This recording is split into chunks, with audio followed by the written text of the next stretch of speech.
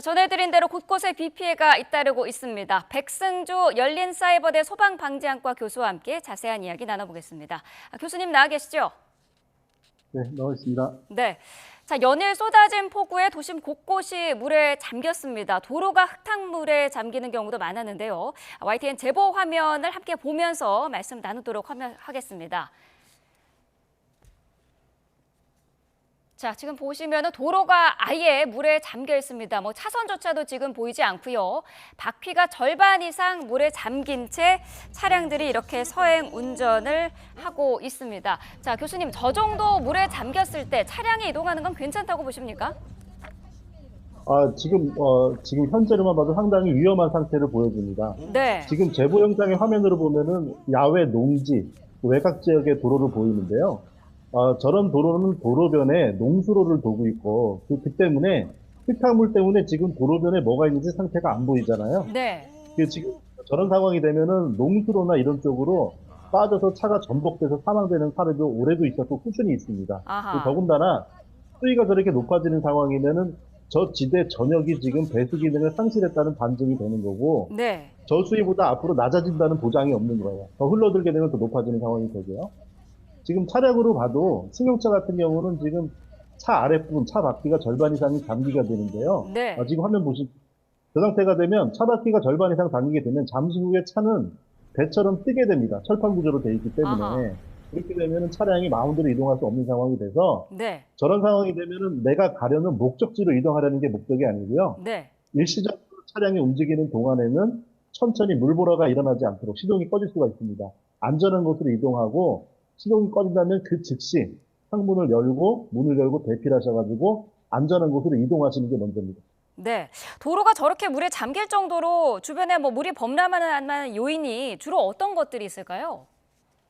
네, 이게 그 지역적인 이유가 있을 수 있고 네. 큰 이유가 있을 수 있는데 우리가 강남역 일대 침수라고 하는 것처럼 강남역 일대는 도시계획할 때부터 자체가 구조가 항아리 구조가 되어 있어서 네. 일정 이상의 강우가 오면 극한 호우가 지고 오게 되면 잠길 수밖에 없는 구조로 되어 있습니다.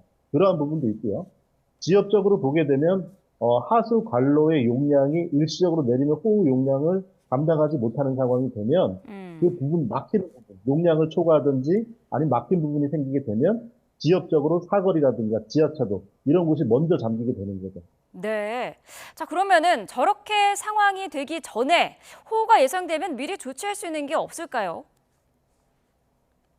사전에 가장 중요한 거는 역시 배수 성능을 확보하는 것인데요. 네. 배수 성능을 확보하는 게 배수구를 청소하고 나뭇가지를 제거하고 담배꽁초를 치우고 여러 가지가 있지만 근본적인 용량을 예를 들어 강남역이 그렇습니다. 강남역 네. 일대는 배수구를 청소한다고 할 수는 없는 거죠. 일반적인 도로에서도 청소가 필요하고 그리고 지금 같은 경우는 재난 문자나 호우 상태 여러 가지로 예보가 정밀하게 지역적으로 구분해서 나오고 있습니다. 그래서 정보가 많이 제공이 되는데 이제 아쉬운 부분은 지자체, 경찰 공무원분들 그리고 운전자분들은 서로 적극적으로 정보를 수집하려고 노력을 해야 되고 네. 지시에 따라야 하겠고요. 이 경찰차도 저렇게 보이고 있는데 경찰 공무원분들께서도 적극적인 선제적인 통제를 통해서 서로 교차점이 생겨야지 안전을 확보할 수 있을 것입니다. 네. 자, 그런가 하면은 침수 우려로 통행이 통제된 지하차도가 있었는데 여기에서 경찰이 만류했음에도 불구하고 이를 뿌리치고 차를 몰고 들어갔던 운전자가 구조되기도 했거든요. 이거 어떻습니까? 자칫 여러 사람이 다칠 수도 있는 그런 상황 아니었습니까? 그렇죠. 매우 위험한 상황이죠. 네. 운전자가 더군다나 지자체와 경찰 공무원의 지시까지 불응을 한다면 더 이상 어떻게 방법을 강구하겠습니까? 우리 안전인식에 대한 제고가 필요하게 되고요. 네. 해당 운전자께서 다행히 구조되신 부분은 또 다행이 되겠고요. 더 피해가 크지 않은 부분도 다행이니까. 위험한 상황은 그렇게 돌발적인 행동을 개인이 하게 되면 구조와 통제를 위해서 나가 있던 공권력 인력이 그분한테 쏠리게 되잖아요. 네. 그럼 그렇게 되면서 이게 댐이 무너지듯이 신호 체계가 무너지면서 다들 통제를 잃게 되거든요. 그래서 우리가 적극적으로 신호와 지시 상황을 따르는 게 중요합니다. 네. 자, 많은 비로 저희가 운전 대신에 대중교통 이용하는 게 더 안전하다라는 얘기를 계속 해드리고 있는데 어제는 사실 지하철과 버스도 정상 운행이 불가능했습니다. 자, 관련된 화면을 조금 보여주시죠. 자, 여기가 지금 서울 지하철 도봉산역 앞입니다. 어제 저녁의 상황인데 지하철 이용이 힘들어지자 이제 승객들이 역 밖으로 몰려 있는 상황이거든요. 자, 이렇게 많은 인파가 몰려 있으면은 뭐 서로 밀치는 등의 또 다른 사고가 일어날 수도 있지 않습니까? 네, 그렇습니다. 지금 일시적으로 도시에서 수송 인력이 여러 방법으로 제공이 되는데 그 중에 네. 하나가 이렇게 지하철이 망가지면 대중교통이 버스가 이렇게 몰리시게 되겠지만 이건 그 재난 상황입니다. 우리가 재난이 피해를 크게 입어야지만 재난이 아니고 그 재난에 제대로 대응해서 인명피해를 얻지 않는 게 우리가 최상의 목표잖아요. 네. 그래서 이 상황에서 대중교통 자체의 운행을 멈추는 것도 하나의 재난 대응 대책이 됩니다. 아하. 큰 사고를 예방하기 위해서죠. 네. 자, 그럼 우리 시민분들도 이렇게 불편을 무조건 감수해야 그렇지는 않고요. 이런 상황에서 서울교통공사는 서로 간에 협력을 하고는 있지만 더 긴밀하게 네. 지하철의 운행을 정지를 시켰으면 이에 상응하는 교통력을 제공할 수 있는 방안들을 사전에 대책 수립을 단계별로 준비를 해서 네. 우리가 하다못해 소방력도 부족하면 대응 단계라는 걸 만들어서 다른 시도의 소방력도 공급을 즉시 받는 제도를 만들었잖아요. 네. 그런 식으로 보완 대책을 만들어서 시민들의 불편을 다 해소할 수는 없어도 일부 더 줄여주는 것도 필요합니다. 네. 자, 지금 보시는 화면이요. 버스 안의 화면인데 버스에 저렇게 물이 흥건하게 들어차 있는 경우에 승객들은 어떻게 해야 될까요? 내리는 게 맞습니까? 일단 버스는 버스 운전사분의 지시에 따르는 게 우선이고요. 네. 지금 저 상태도 상당히 좀 위험한 부분인데 우리가 이제 오송 지하차도에서도 버스가 불과 수분 만에 떠올랐거든요. 그랬죠. 그거는 우리 저 공공의 저상 버스가 사용 편의를 위해서 바닥이 많이 내려와 있습니다. 일반 네. 차량보다도 상대적으로. 그래서 다행히 이제 차량의 엔진이나 배기구는 좀 높은 위치에 있지만 하바닥이 낮다 보니까 빨리 떠오를 수가 있게 되고요. 그리고 여닫는 장치들이 물론 수동의 긴급 안전 장치도 있지만 네. 빨리 떠오르고 차가 기우는 상황에서는 그걸 조작하기가 어렵죠, 승객분들이. 그렇기 때문에 이렇게 차가 빗물이 잠기고 떠오르는 상황이면은 노선을 우회하든지 정지를 하든지 대책을 운전사분이 빨리 판단을 하셔야 되는데 이걸 또 위해서는 진짜 대책 그리고 버스 운송회사에서 실시간으로 긴밀한 연락이 좀 필요하겠습니다. 네. 자, 지하 주차장뿐만 아니라 실외에 있는 주차장도 이번 비에 물에 잠기기도 했습니다. 지금 화면을 보고 계신데 차를 옮겨야 하는 순간 마지 노선이라고 해야 될까요? 어디까지라고 보면 될까요? 네, 일단 이런 호우 예보가 오기 전에는 차량을 저지대 침수 예상 지역에 놔서는 안 되겠죠. 당연히 네. 그렇습니다. 또 어떤 부분에서는 무조건 그러기 힘드신 부분도 있지만 침수 우려 지역은 아예 들어가지 마셔야 되겠죠.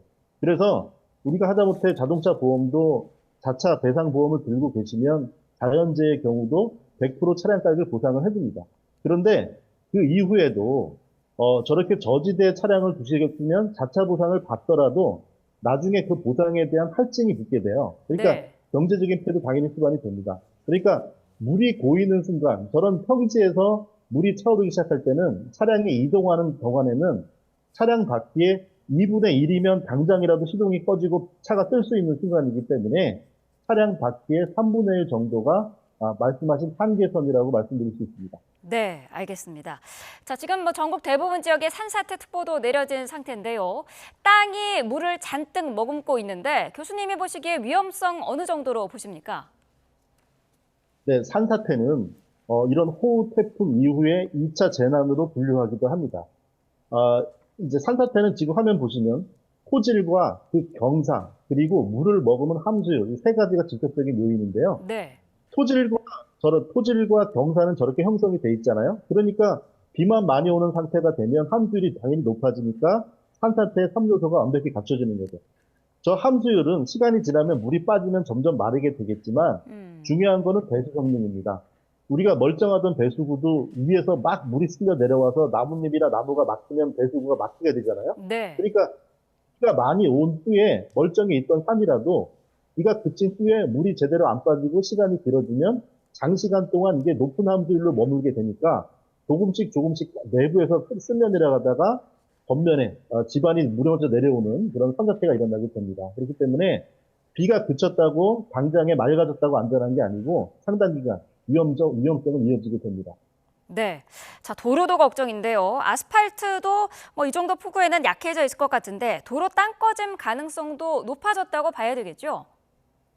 그렇습니다.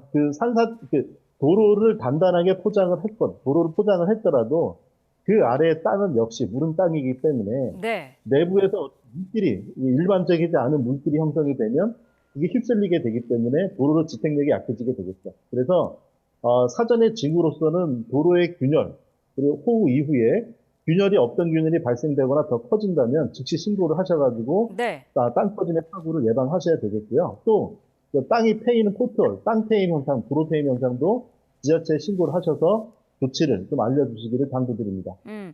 보통 이렇게 한번 물러진 땅이 다시 정상적인 상태로 돌아가기까지는 어느 정도 걸린다고 생각해야 될까요?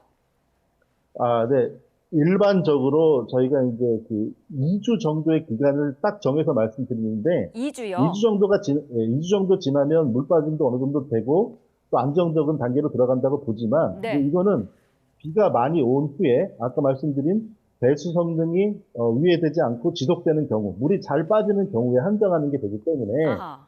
장소에 따라 상황이 틀리고요. 그래서 도로의 균열이라든가 어떤 보도블록 침하, 이런 기울어짐, 이런 것들을 잘 보셔야 되고, 특히나 산행을 계획하시는 분들, 이렇게 비가 온 후에도 비가 지금 여름철 장마 기간에 딱 계속 맑지가 않고 또 계속 또 오다 말다 거치게 되겠죠. 네. 그래서 비 오는 날을 피해서 맑은 날에 산행을 하겠다, 그런 부분에서 실족, 낙석 사고가 또 이어지게 됩니다. 그래서 아무래도 이런 장마 기간 동안은 산행도 자제하시고, 네. 그리고 산사태는 계속 위험성이 있다. 땅꺼짐도 마찬가지고요. 주의하셔야 합니다. 네.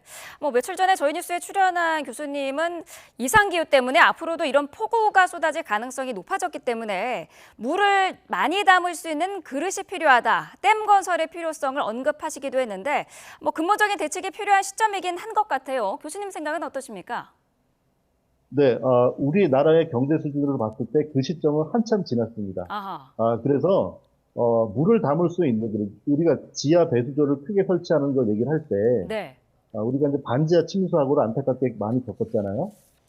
반지하를 많이 짓기 시작했던 80년대 초중반에 일본은 수조 원의 예산을 들여서 도시 밑에 큰 댐을 건설했습니다. 네. 그 이후에 우리는 지금까지 그 피해를 겪고 있고, 일본은 그 이전의 피해와 그 이후의 그 피해 금액을 비교하면은 피해 금액의 절감을 계산할 수 있잖아요. 네. 그 건설 비용의 3배 이상을 지금 벌써 회수했습니다.